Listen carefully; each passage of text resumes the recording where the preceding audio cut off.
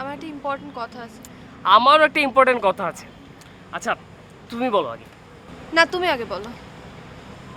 আমি খুব তাড়াতাড়ি সামিয়াকে বিয়ে করতে যাচ্ছি, যদিও সব ক্রেডিট তোমার। হঠাৎ? আরে আমার লাইফে তো সব কিছু হঠাৎই হয়। সামিয়ার সাথে আমার খুবই সিঙ্ক হয়েছে, মানে আমি ভাবতেও পারিনি যে এক মাসের মধ্যে ওরা আমার এত সিঙ্ক হবে, বুঝছো। ছোট্ট একটা প্রবলেম আছে, সামিয়ার বাসা থেকে জোর করে ওকে আর একটা ছেলের সাথে বিয়ে দিতে চাচ্ছে, কিন্তু ও আমাকে বিয়ে করবে। তো আমরা চিন্তা করছি আমরা পালায় বিয়ে করব, অ্যান্ড তুমি আমাদের সাক্ষী হবা। আমি অনেক এক্সাইটেড, আমাদের বিয়েতে সাক্ষী হবা তুমি। কি খুশি হও নাই?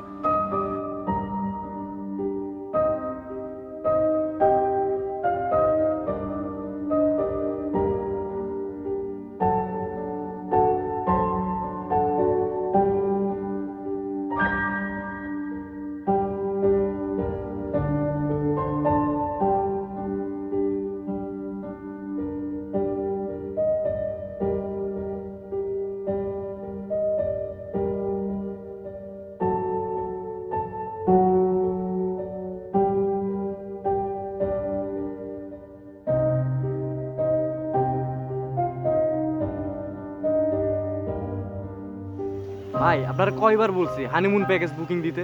না আপনি বলেন, সকাল থেকে এই পর্যন্ত কয়বার কইলাম আপনারা হানিমুন প্যাকেজ? তো একটা কথা বারবার বলতে কেন? হানিমুন প্যাকেজ বুকিং দেন, আমার ফ্রেন্ড যাইবো, বুঝছেন? হ্যাঁ, হানিমুন প্যাকেজ কালকে আসবে, কালকেই রাখলাম। আচ্ছা, তুমি এত অস্থির হচ্ছ কেন? অস্থির হবো না? তুই আমার লাইফটা দেখো, কোনো কিছু ঠিক নেই। 4 ঘন্টা ধরে ওয়েট করতেছে, ফোনটা অফ করে রাখছে। এই নবাব, 4 ঘন্টা ধরে যে ফোন অফ, তুমি আমার বলছো তোমার জন্য পুরো কক্সবাজার বুকিং দিতেছি আমি, এগুলো ক্যান্সেল করা লাগবে না আমার? আমি কি করবো ফোন অফ? আর ওর তো এখানে আসার কথা। ওর এখানে আসার কথা, ও আসেনি, তুই যা বাসায় যা, বাসায় গিয়ে নিয়ে আয়। পাগল, আমি ওর বাসায় যাব? ওর বাসার লোকজন যদি আমার পায়ে ধরে রেখে দিবে না। ওর বাসা কোথায়? ধানমন্ডি 4 রে। ধানমন্ডির ছাড়ে, তুমি বসো এখানে, আমি যাইতেছি ওর আনতে। কোনো সমস্যা হলে একটু দেখিস। জানাবো। আচ্ছা, তুমি একটু রিল্যাক্স করো। আসলে দেখো, মানুষের না জন্ম, মৃত্যু আর বিয়ে, এই তিনটা জিনিস না পুরোপুরি ফেটের উপর ডিপেন্ড করে।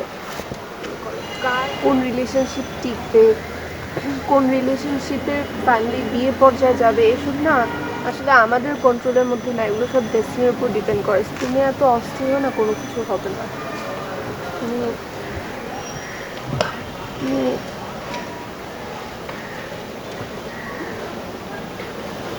ধৈর্য ধরো।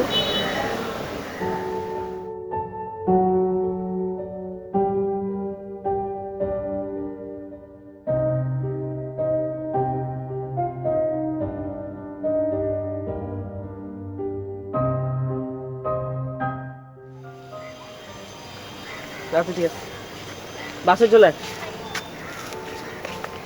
কি হচ্ছে তোমার, আবার মন খারাপ হয়ে গেল? কি বললো ফোনে? আমার মনে হয় কি জানো, এই জীবনে আমার আর কখনো প্রেমই হবে না। সবাই খেলে আমাকে ধোকা দিয়ে চলে যায়। বিয়ে করার শপিং এর জন্য ও আমার কাছে 1 লাখ টাকা চেয়েছিল, আমিও দিয়েছিলাম। 4 ঘন্টা ধরে সামিয়ার ফোন অফ, বাসায় তালা।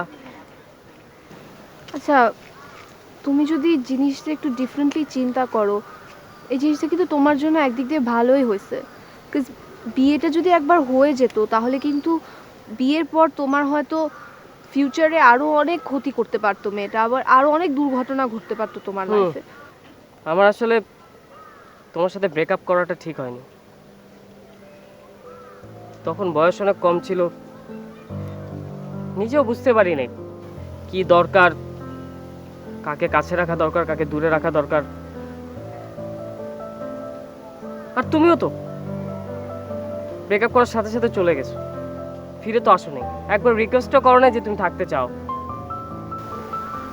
আমি অনেক ভালোবেসেছিলাম তোমাকে, ওসব ব্যাপার না। তুমি অনেক সুইট, অনেক ভালো একটা। থামো।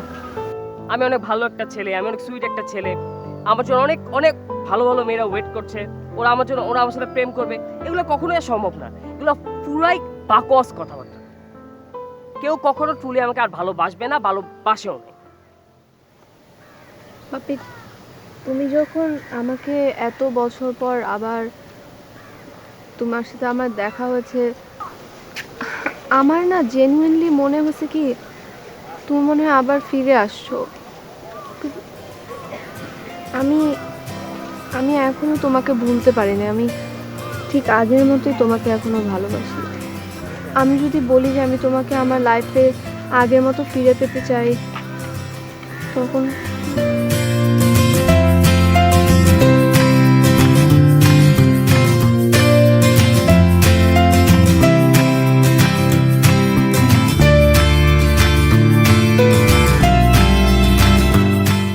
তারপর আর কি, রাজপুত্র তার হারানো রাজকন্যা ফিরে পেল।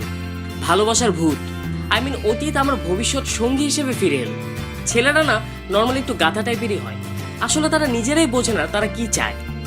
তাছাড়া প্রথম প্রেমের একটা ব্যাপার তো থেকেই যায়।